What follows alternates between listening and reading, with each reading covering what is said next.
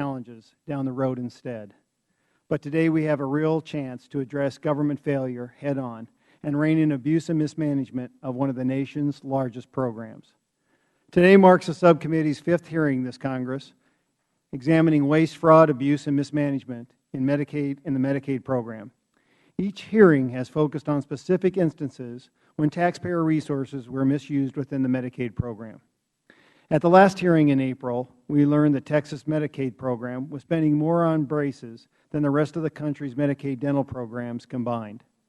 We also learned that the Center for Medicare and Medicaid Services failed to detect hundreds of millions of dollars in fraudulent claims for years, and that CMS only learned of these improper payments after an enterprising Texas journalist broke the story. Today's hearing highlights another brazen example of government failure. For decades, New York has received a windfall from the Federal taxpayers through Medicaid overpayments that are so large I needed to double and triple check with my staff that the information was accurate. In Arizona, skilled nursing facilities, which provide services comparable to New York's developmental centers, receive about $200 per patient per day to treat patients. Last year, New York's developmental centers received over $5,000 per patient per day, a rate nearly 25 times greater than a comparable rate in Arizona. A report by the Health and Human Services Inspector General shows these rates were 10 times higher than rates received from private facilities in New York that perform similar functions. Last year, taxpayers paid nearly $2.5 billion for about 1,300 patients residing in New York's developmental centers. To put this number in perspective, Medicaid spending on New York's developmental centers alone exceeded the entire Medicaid budgets of 14 states. Moreover, Kansas' Medicaid program spends about as much to cover nearly 400,000 enrollees as New York's developmental centers received for their 1,300 residents. What do we know about these excessive payment rates? We know the rates began to increase dramatically around 1990 as a result of New York's proposals that were repeatedly approved by CMS. We know that the payment rate skyrocketed because the payment rate formula allowed the state-operated facilities to retain 2/3 of the total Medicaid reimbursement when an individual left the facility. According to the HHS Inspector General, this meant taxpayers would pay twice for individuals who left the developmental centers, since most of them were transitioning into settings such as group homes, also financed by Medicaid. We know that from 1990 to 2010, CMS never questioned the excessive rates, and the reimbursements continued flowing to New York state-operated developmental centers. CMS did not even identify overpayments until 2007, when they had reached over $3,700 per patient per day. To make matters worse, we know that CMS failed to take any specific actions for 3 years after it had identified the problem. In July of 2010, CMS chose to send a letter to New York officials only after a story appeared in the Poughkeepsie Journal about these excessive payment rates. We know that these high payment rates caused New York to backtrack on its plan to close the developmental centers, as the overpayments allowed the state to plug holes in its budget. And we know that as of 3 months ago, CMS was negotiating a plan with New York that would allow New York's developmental centers to continue to receive billions of dollars in overpayments over the next 5 years. We also know that the excessive payment rates received by the New York developmental centers break the law. The high rates violate Title 19 of the Social Security Act, which mandates that Medicaid payment rates must be effective and economical. The high rates also violate Medicaid upper payment limit requirements, which prohibit states from claiming federal matching funds for Medicaid payments that are in excess of what Medicare would have paid for similar services. According to the committee's estimates, federal payments to New York's developmental centers may have exceeded the upper limit payment limits by $15 billion over the past 2 decades. Penny Thompson, a witness today and the Deputy Director of the Center for Medicaid and CHIP Services at CMS, has admitted that CMS failed to adequately protect taxpayer dollars in this case. Ms. Thompson is here today to address 3 key questions. First, how could daily payment rates grow to exceed $5,000 per patient? Second, how is the Federal Government going to correct this specific problem? Third, how is the Federal Government going to prevent this type of wasteful spending in the future? As I mentioned at the start, Arizona sent me to Washington to solve problems. Hard choices will have to be made on how to reduce federal spending, but ending overpayments to New York State's operated developmental centers should not be a hard choice at all. We must end it now. I thank our witnesses for being here today, and I look forward to hearing their testimony about how we can best act to stop these overpayments immediately and end similar abusive practices in any state in the near future. Thank you. I now recognize the distinguished ranking member, Mr. Davis, for his opening statement. Thank you very much, Mr. Chairman. I've always felt that waste, fraud, and abuse had no place in government programming.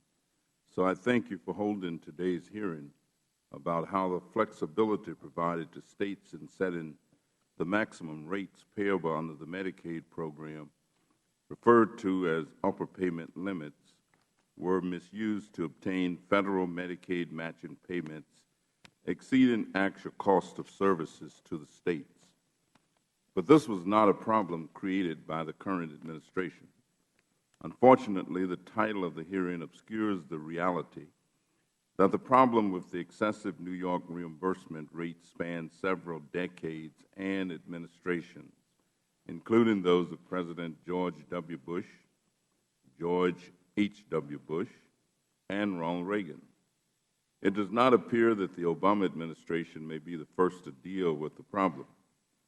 But holding them responsible for this problem is a bit like blaming a detective for the case he has not solved. In the past, New York, like many states facing budget deficits, sought an advantageous Medicaid state plan to help pay for its share of health care costs while balancing the long list of needs of a financially strained state. However, a recent New York Times editorial on September 17th describes the New York Medicaid program as undergoing an extensive transformation over the last year. The current administration is changing its Medicaid program and could become, according to the Times, a model on how to cut Medicaid without harming beneficiaries. We have provided new tools and innovations through the Affordable Care Act to perform the necessary oversight to detect and punish fraud. That is necessary to retain the confidence of taxpayers and meet the required statutory standard of efficiency and economy. Currently, the State of New York and CMS are under intensive negotiations to determine a path forward. I applaud their efforts and look forward to a resolution. Finally, I hope that today's hearing is not intended to undermine Medicaid or to provide a political plug for Paul Ryan's plan for block granting Medicaid and dismantling federal oversight. We must remember that Medicaid ensures critical health services to our most vulnerable populations, low-income children and families, people with disabilities, pregnant women, and the elderly. A recent poll released in July of this year by the nonpartisan Kaiser Family Foundation found that 67% of respondents favored expanding Medicaid to cover more low-income, uninsured adults under the Affordable Care Act. We must ensure Medicaid remains strong and under federal oversight and distribution. I look forward to the testimony of our two witnesses.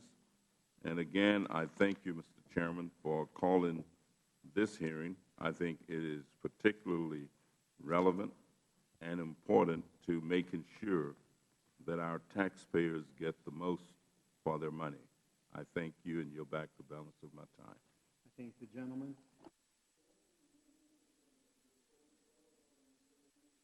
Medicaid overpayments be placed in the hearing record without objection. So ordered. Members may have 7 days to submit opening statements and extraneous material for the record. We would like to now welcome our panel. First of all, we have Mr. John Haig, who is the President of the Medicaid Audit Team at the Office of the Inspector General for the Department of Health and Human Services. We also have Ms. Penny Thompson, who is the Deputy Director of the Center for Medicaid and CHIP Services at the Center for Medicare and Medicaid Services. Pursuant to committee rules, all witnesses will be sworn in before they testify. Would you please rise and raise your right hands? Do you solemnly swear or affirm that the testimony you are about to give will be the truth, the whole truth, and nothing but the truth? Let the record reflect that the witnesses answered in the affirmative. Thank you. Please be seated. In order to allow for a timely discussion, please limit your testimony to 5 minutes. Your entire written statement will be made part of the record. Mr. Hague, you may go first. And press the talk button.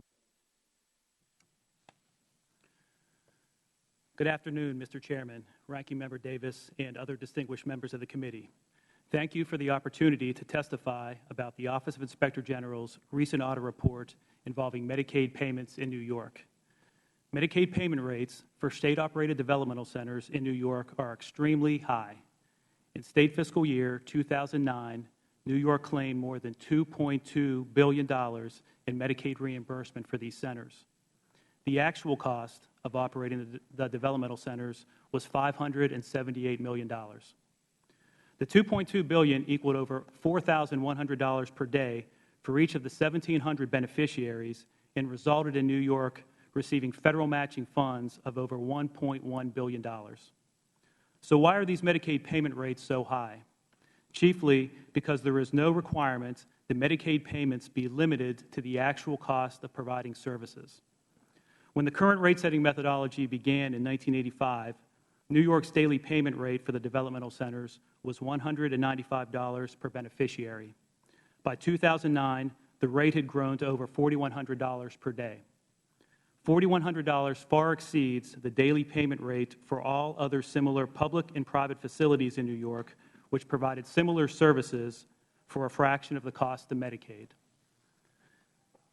Unlike the developmental centers, the payment rates for these other facilities were based on cost and ranged from $257 to $902 per day. If New York had used actual cost as part of its rate-setting methodology for the developmental centers, total Medicaid reimbursements could have been at least $1.4 billion less in 2009. This could have lowered federal Medicaid payments by at least $700 million for that year alone. For over a decade, OIG has recommended that payments to public providers be limited to the actual cost of providing services. This would help ensure that in New York and other states, Medicaid payment methodologies for public providers are reasonable and economical. Until such time as payments to public providers are limited to actual cost, CMS should work with New York to ensure an appropriate Medicaid daily rate for state-operated developmental centers. Thank you for your interest in this important issue, and I would be happy to answer your questions. Thank you very much, Mr. Hague. Now, Ms. Thompson. Mr. Chairman, Ranking Member Davis, and members of the subcommittee, thank you for the invitation to come here today to discuss Medicaid payments to New York state-run developmental centers. As a former senior manager at the HHS Inspectors General, a former CMS Director of Program Integrity, and the Deputy Director now of Medicaid and CHIP Services, I'm committed to safeguarding taxpayer dollars in the Medicaid program through rigorous financial management as well as through comprehensive anti-fraud activities. The payments for New York's developmental centers are excessive and unacceptable. As you have both said in your statements, this problem is longstanding. CMS's current priority is to correct New York's payment rate so that it is an economic and efficient rate as appropriate and required by law. While, as you mentioned in your statement, we had considered for a time a transition period, we have ultimately decided to require an adjustment to proper payment levels without a transition. Once we have agreed upon a finalized payment methodology with New York, CMS will review past overpayments and determine if there are additional sums that need to be returned to the Federal Treasury. Beyond our priority of fixing the problematic rate and recovering past overpayments, CMS has developed a plan of action and management controls to drive future policy and guidance and correct the vulnerabilities that led to the overpayments in New York. First, the current methods of enforcing the upper payment limit, which you mentioned in your statement, are not sufficient to protect Federal dollars. The defined payment methodologies in the plan, in the case of New York, do not necessarily ensure appropriate rates when elements of those methodologies trigger an overall escalation in the rates over time. In the case of New York, the original payment methodology CMS reviewed, approved, was acceptable at that point in time, but over a period of time, those automatic escalators resulted in a rise in costs. And through essentially the magic of compounding, as we can see in your chart, those rates took off at a very vertical pace. To address these issues, CMS has been investing in its own data infrastructure to ensure that we have complete and timely Medicaid data so that we can look for these kinds of escalations and outliers and address them more quickly. And we have been investing in that infrastructure through a series of efforts, including some recent activities with a group of 10 states to test a more complete and timely Medicaid data feed to CMS. But our state partners bear responsibility and accountability, and they are in the best position to monitor their own data to ensure that they are adjusting rates as appropriate and responding to problems that indicate excessive payment rates or excessive utilization. We will be writing a letter to the state Medicaid directors and reminding them of their obligations and requiring them to report to us on a regular basis on the results of their efforts of looking at data trends and identifying aberrancies and anomalies, and any corrective actions they are taking as a result of those results. We also plan to convene a group of Medicaid directors and state program integrity subject matter experts to improve program integrity and financial management at both the federal and state levels. We will be using case studies such as those that we've discussed earlier this year and in the case of New York to identify ways in which we can improve our management controls and our financial controls. Members of this work group will also provide input for a framework for measuring program integrity return on investment and for increasing collaboration and alignment between Medicare, Medicaid, and commercial program integrity efforts. This work group will allow CMS and its state partners to address problems in a collaborative but comprehensive manner. To summarize, the Medicaid payments made to New York for the developmental centers were excessive and inappropriate. We are working to correct the payments to New York as well as reviewing past overpayments to recover federal dollars.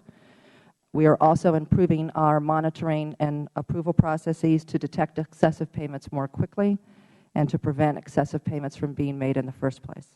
I appreciate the subcommittee's work and interest in this matter, and I continue to look forward to working with you as we make our improvements.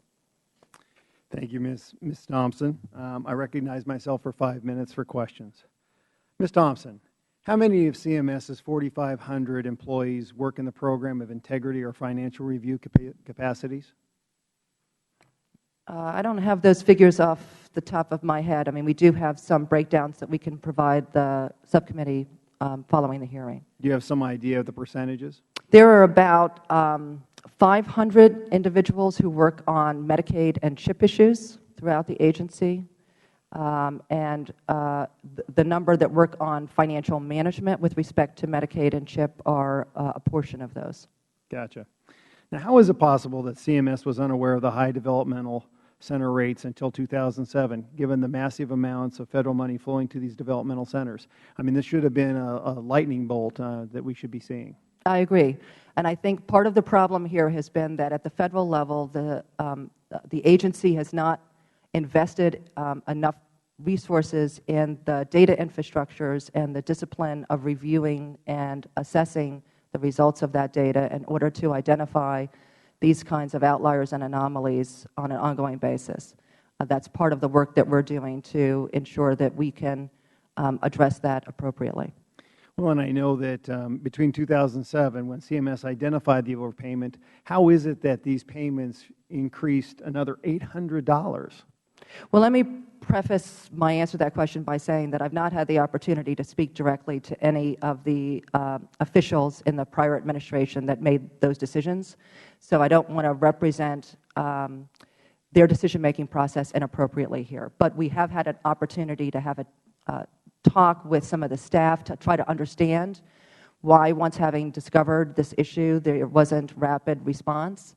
And essentially, as far as we can reconstruct, it appears as though CMS agency staff thought that the regulation that had been developed and was awaiting finalization, which would have held government providers to cost, would have been the appropriate enforcement mechanism for correcting the problem. And then when the Congress issued moratorium preventing CMS from enforcing that rule, they believed that out of an abundance of caution, perhaps an overabundance of caution, that to proceed on the basis of a cost argument with New York on its developmental centers would be in contravention of the moratorium.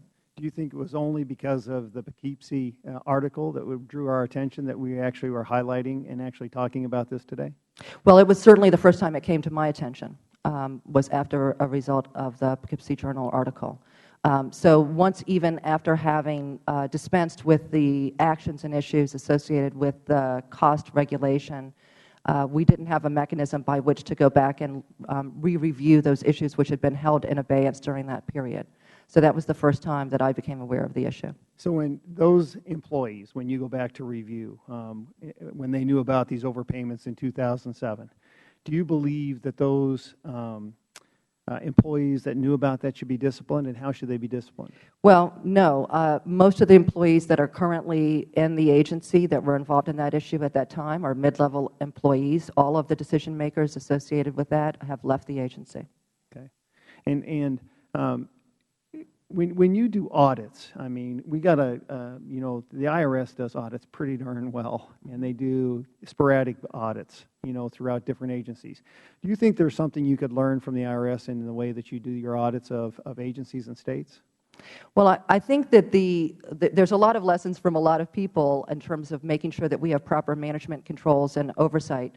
I think that we actually have a pretty good process for reviewing state claims. We take a number of deferrals and disallowances on a regular basis and conduct focused financial reviews. We have a partner, which is the Office of Inspector General, that can help us with auditing claims when we need their assistance.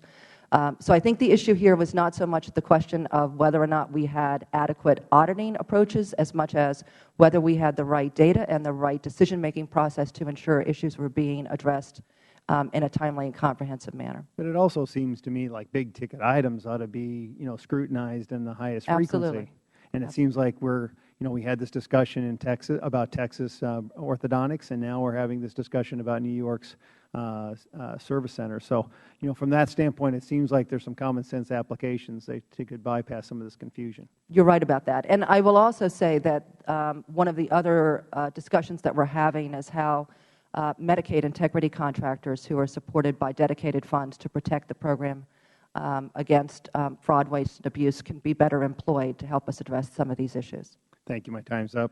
I'd like to recognize the gentleman from Illinois, the ranking member, Mr. Davis, for his questions. Thank you, Mr. Chairman. And before I begin, I'd like to ask unanimous consent to insert into the record this New York Times editorial, New York's Medicaid reforms. So ordered. Thank you. Mr. Hagan and Ms. Thompson, thank you both for being here. President Obama directed you to initiate unprecedented law enforcement efforts to detect fraud in Medicare and Medicaid. Could you describe the impact and benefit of multi-jurisdictional and multi-agency investigations on the recouping of federal Medicaid dollars?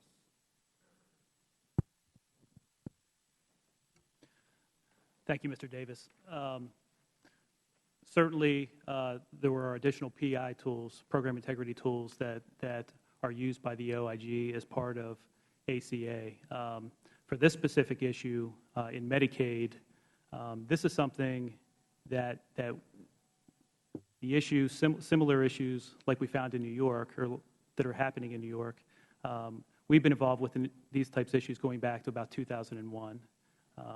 Going back to that period, between 2001 and 2005, we conducted a series of audits that identified similar issues with county-operated nursing homes and hospitals.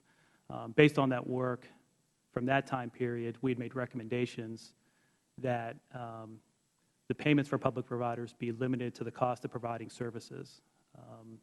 We still feel strongly about that recommendation. We feel like it makes sense, and if it's somewhere along the line it had been implemented, the issue in New York wouldn't have been able to happen. And if it had, then there would have been a clear link for the federal government to get funding back that exceeded the actual cost of providing the services. Well, to go back to your question about the tools and the approach that the President has asked us to start employing in order to address program integrity and financial management across programs, some of those additional tools have been extremely important, from new ways of doing provider screening to new ways of collecting and utilizing and analyzing data, to the use of predictive analytics, to the use of contractors and support services in new and innovative ways in order to protect the integrity of the program. We've seen great results from a number of those activities. Thank you. When Budget Committee Chairman Paul Ryan unveiled his budget for fiscal year 2012, it called for repealing the Patient Protection and Affordable Care Act, turning Medicaid into a block grant. As a result, federal oversight activities and investigations under the Department of Health and Human Services and the Department of Justice would come to a halt. The job of protecting federal monies from fraud and misuse would devolve entirely to state officials. No more federal program integrity initiatives, no more coordination of anti-fraud activities across Medicare and Medicaid, no more collaboration across state lines. The Ryan budget considers that a budget savings. Let me ask you, what would be the impact of cutting federal funding in the areas of oversight management and anti-fraud efforts? Well, certainly if program integrity tools that are a part of ACA were cut, they would need to be someplace. Those tools would need to be somewhere so that we could continue to do the work that we're doing in trying to root out fraud, waste, and abuse within the HHS programs. Ms. Thompson. Well, this is a case in which I think how I would describe the problem that we're talking about this afternoon is a failure of management control. So I don't think the answer to a failure of management controls is less management control. I also think there was a press report after this subcommittee's last hearing on Medicaid in April that described the subcommittee's message as being that states are as accountable for the stewardship of federal funds as they are for the stewardship of state funds. And I thought that was a very important and accurate characterization of what the subcommittee was trying to say, and I can't associate myself with it more strongly.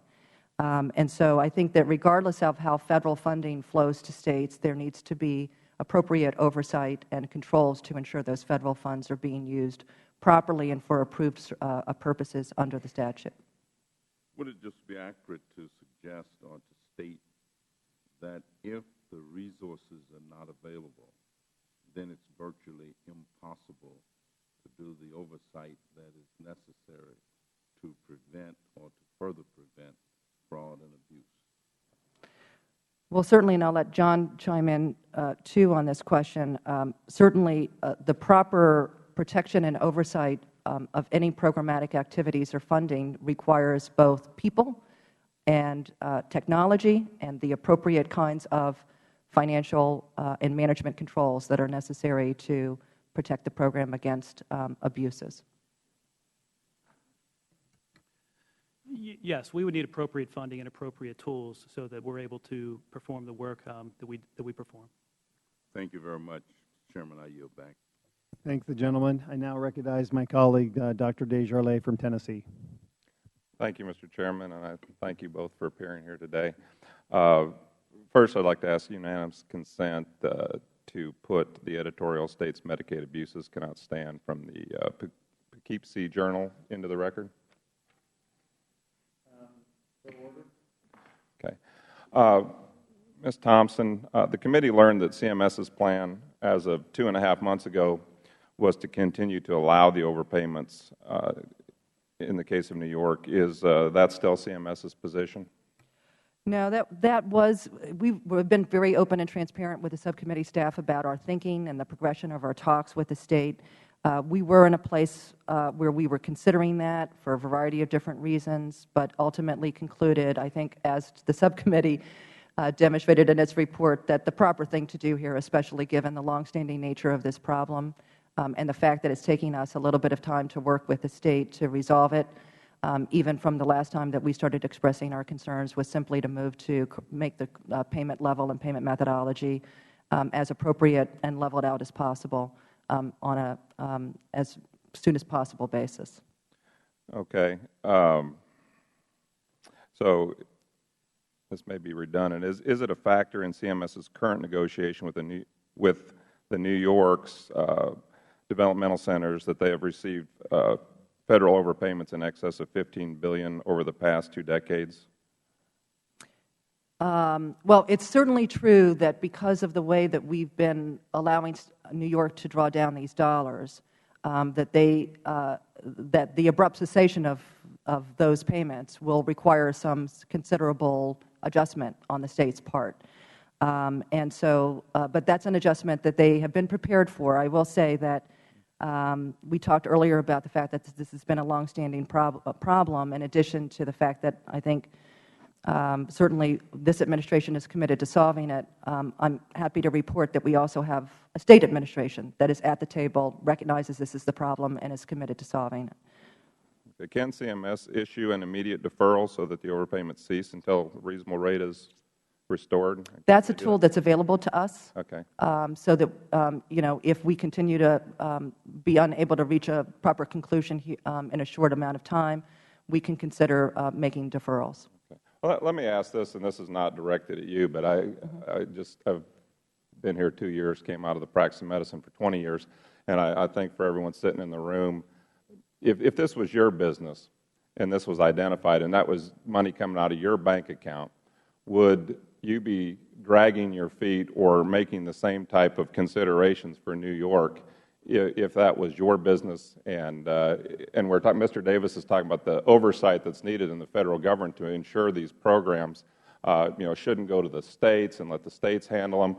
I mean, my gosh, from what I'm hearing here, maybe that's the best thing that could happen, because if this is an example of how we do oversight in the Federal Government, then when I'm told that 48 cents on every dollar that comes in from our taxpayers is wasted, this seems to make sense. So if this were your business, would you be waiting or would you be doing it yesterday? I appreciate the question, and I think the answer to that is that as we look at what we're trying to accomplish here, we've tried to be cognizant of 2 things. One has been the payment rate themselves and what's making them reach these levels, and what are the underlying dynamics and data that we need to be looking at, which has taken us more time than we would like to sort out with the State. But the other is a concern that the State has made assertions that the abrupt cessation of these payments will cause tremendous dislocation for the State's DD system. Okay, so and so we try to take that into account. This is, again, not directed at you, but if I have an employee in my office and they've been embezzling from me for 2 decades, and I find out that that's the case, but they tell me if I abruptly stop that would create a real hardship because they couldn't pay for their Cadillac and their boat. That's kind of the way I look as a taxpayer when they look at something like this, a case like this. How do we justify that? Well, and of course, in this case, it's not a matter of buying a Cadillac as it is supporting services to very vulnerable beneficiaries. So that's our concern. It's really the concern about the beneficiaries. It's not a concern about whether it's convenient or inconvenient for the State. So but having said that, I will say that we have ultimately concluded that this is not the proper place for that consideration. And if the State has some needs that it needs met, that it wants to submit to us for consideration, we can deal with that on its own merits in a separate conversation. Thank you. What is the per-patient payment rate that CMS believes satisfies the legal requirement that Medicaid payments be efficient and economical? We're still finalizing those methodologies and numbers, and that's one of the reasons we're not at completion yet, but I think you can expect to see a rate that's at about 1/5 of its current levels. Okay. I see my time has expired. We're going to go to the second round. Keep so going. Okay. You can do it in the second round. Sure. Do you want me to? Okay. Yeah. I'll yield back. Thank you. Well, we're going to go along those same lines, Ms. Thompson. Dr. Desjardins started talking about how we're going to get to that number, and you said about 1/5. Is this the same per patient repayment rate that would satisfy Medicaid upper payment limit requirement? Yes.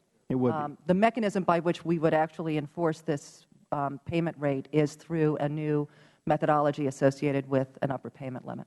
And so it will comply That's with the right. law with the federal That's government right. regulation? That's right. Does CMS still plan on giving New York 5 years to bring these payment rates into compliance? No. So we are going to have an abrupt cut. Yes. Okay. Do you believe that New York's Medicaid program deserves specific scrutiny from CMS, and additionally the individuals? Well, I think mean, New like York, politicians and those supervising this process. I mean, this is deceit and fleecing of the American taxpayer.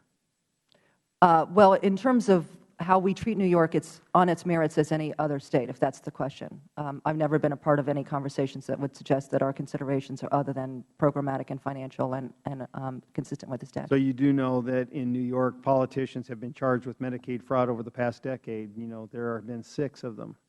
Guy Varelli, Joseph Bruno, Anthony Cimarino, William Boylan, Carl Kruger, and Pedro Espada. Are you aware of that?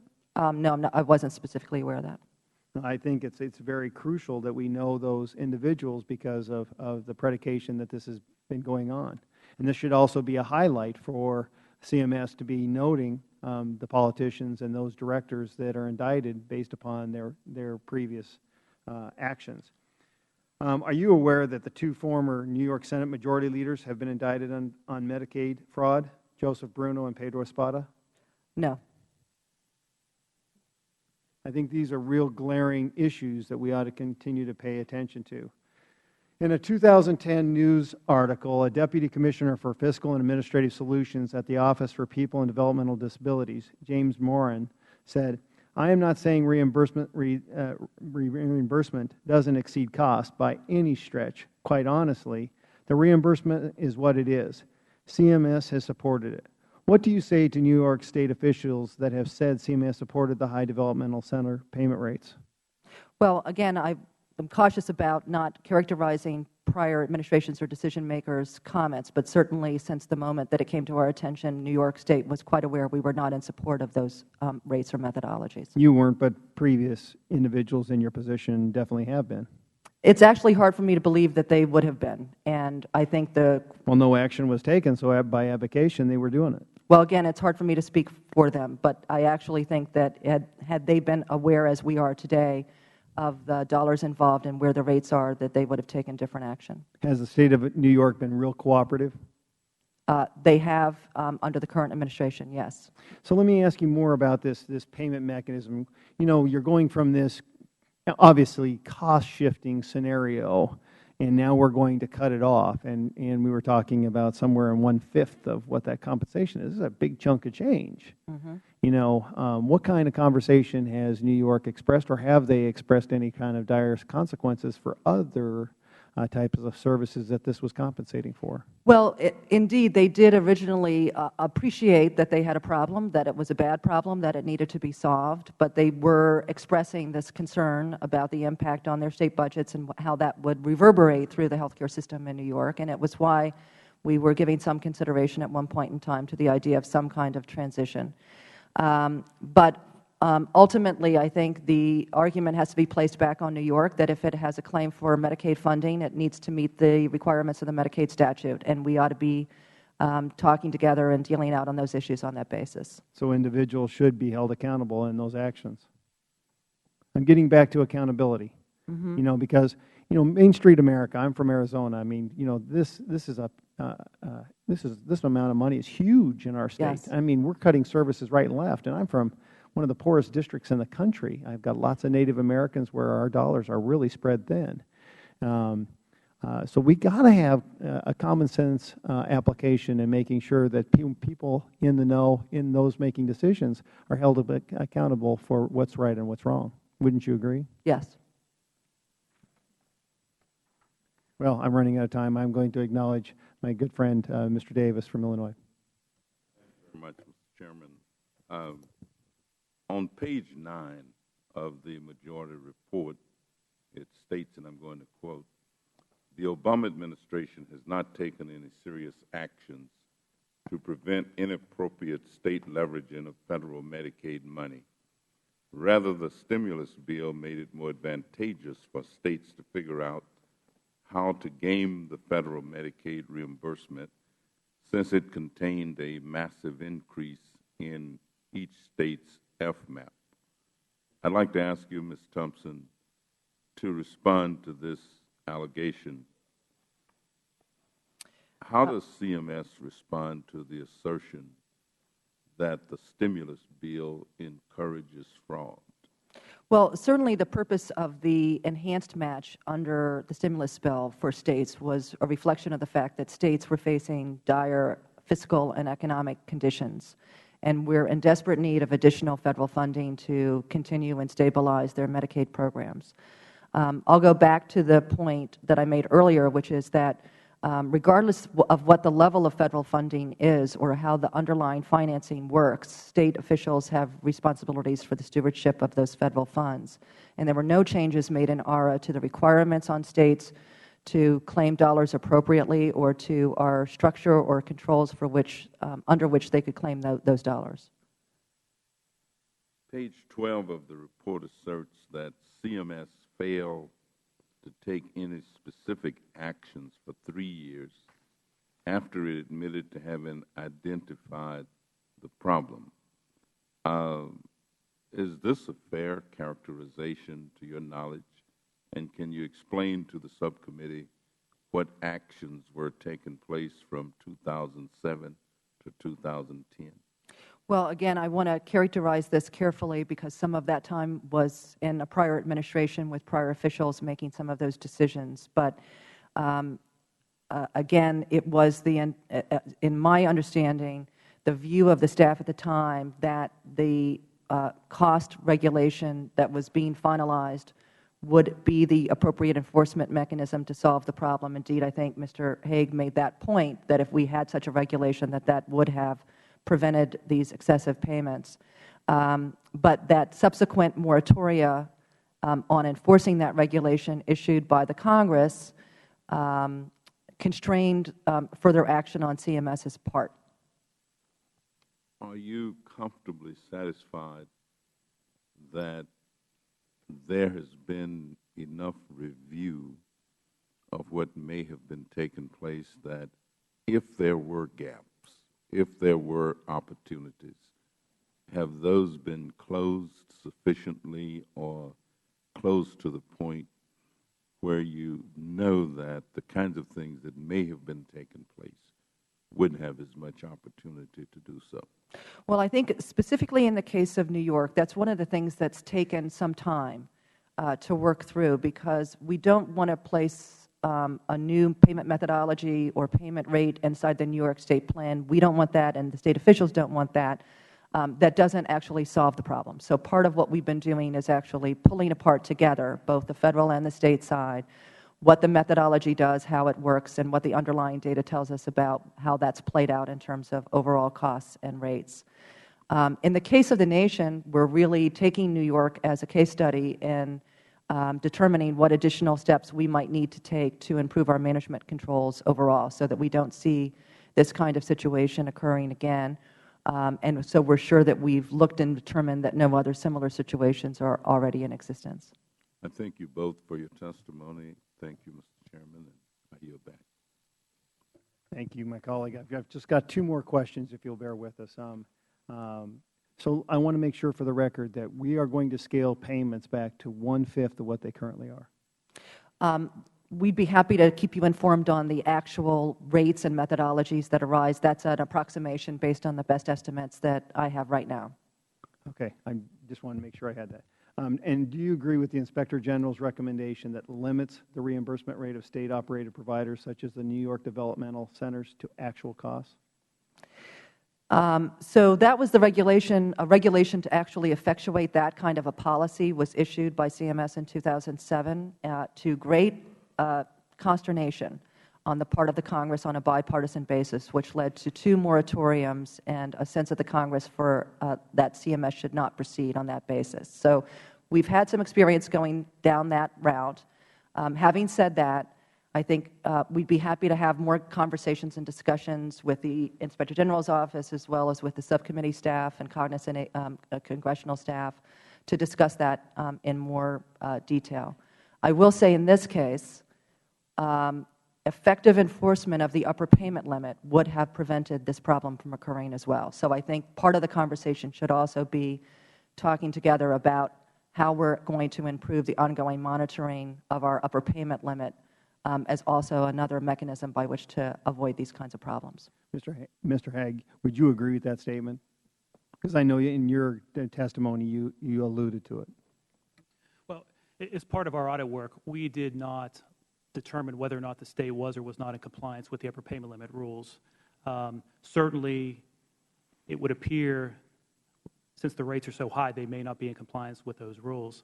That being said, based on the example in New York and based on previous work that we've performed, we believe strongly that paying the public providers or limiting payments to public providers to the cost of providing the services is something that's needed, because it will bring a higher level of accountability and transparency and make it much easier to see how Medicaid funds are used. Yeah, that sounds wonderful. Mr. Davis, do you have any other questions? Well, first of all, Ms. Thompson, I want to commend you. This is an action well-deserved, and boy, you're right on top of it. And so I would like to commend you for those actions, and the Inspector General as far as looking at the whole scenario, and we'd like you to keep it up. This is about services, but it's also about accountability and making sure that dollar goes to the proper places. So I do want to commend you for that. I would also like to keep in touch to make sure we're understanding how that rate looks, to make sure that we have some accountability from our oversight. So with that, I would like to thank our witnesses for taking the time out of their busy day and schedules to appear before us today, and the committee stands adjourned. Thank you.